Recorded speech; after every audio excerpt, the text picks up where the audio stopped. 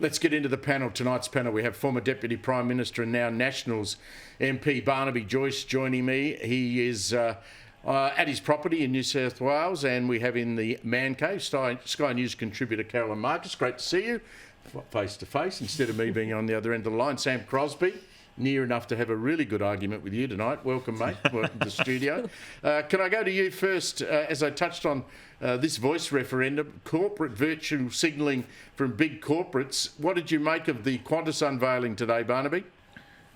Yeah, isn't it amazing what they're able to do with somebody else's money? Did they pass a resolution at the annual general meeting that they're going to use shareholders' money to basically indulge the views of the select group of people at the top of their corporate chain? The Australian taxpayer bailed out Qantas for billions of dollars during COVID. You just talked about COVID. And then Mr. Joyce, my namesake, has got a bonus. I think it was $10 to $20 million or something massive. I suppose that's for negotiating with the government of how the taxpayer should pay them money.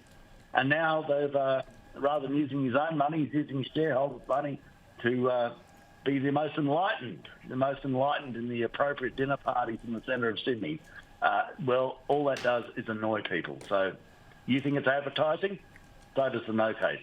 It antagonises us. Sam, do you reckon any big corporation that doesn't agree with the voice would be brave enough to put their head up? I don't know. You do know.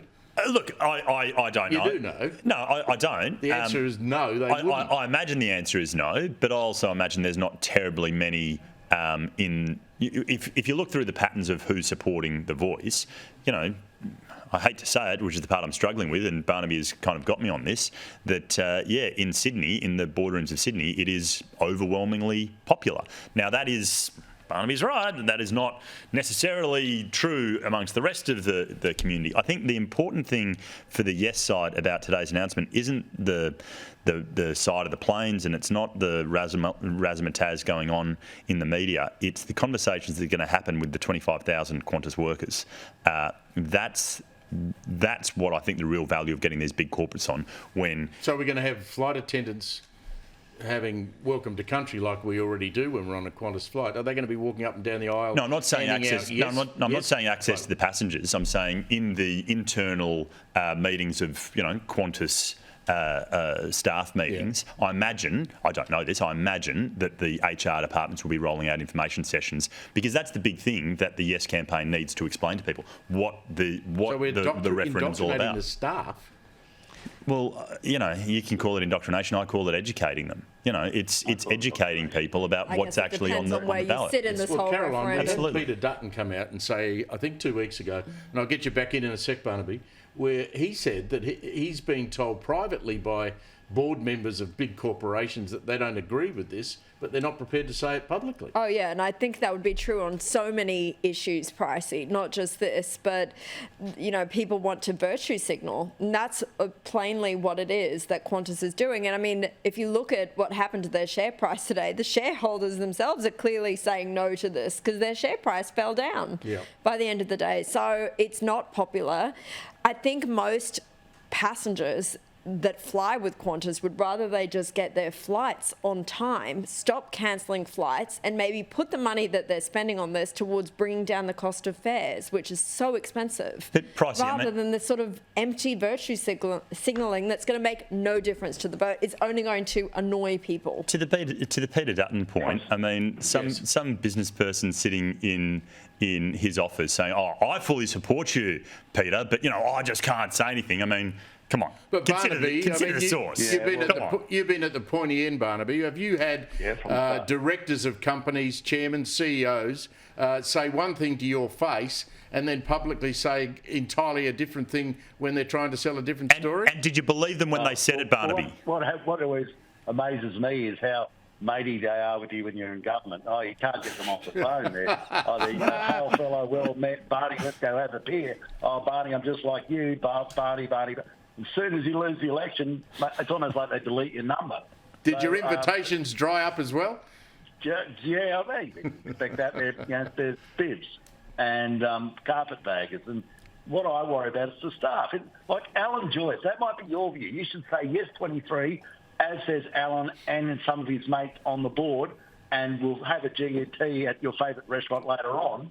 But this is now inspired on your staff members. So same with Bunnings. A lot of the Bunnings staff members, overwhelmingly, I'd say a majority, not overwhelming, a majority would be no voters. And this says you must think like us, group think, you will think like us. Well, people do think, and they've thought about it quite a lot, and they've come to the considered view that with the lack of detail, with a new racial clause coming into our constitution, with a selected, not elected body having a right over the role of the executive of our nation, they've come to a considered view, and the considered view is no, they're not going to support it. Carol, I just wonder what would happen if you did a snap poll of Bunnings staff or the Qantas crew. Look, I'm there enough because my toddler son is absolutely obsessed with Bunnings, so I will report back on that. I had great service there. I went there last Friday. You know those gas heaters you can buy, the round stubby ones?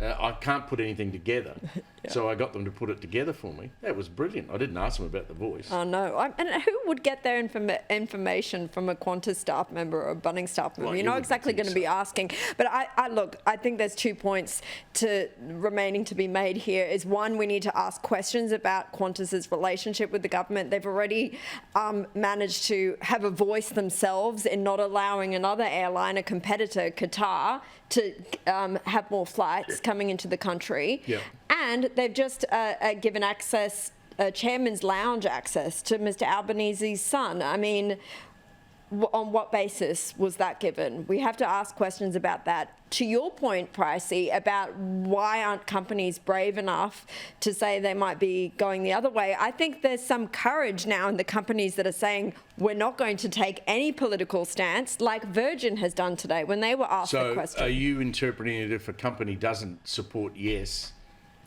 that they're not necessarily saying no? Well, I think that if they were going to say yes, they're going to say yes. If they're saying we're not taking a stance, they're saying we don't want to have a role in political grandstanding. You've done some work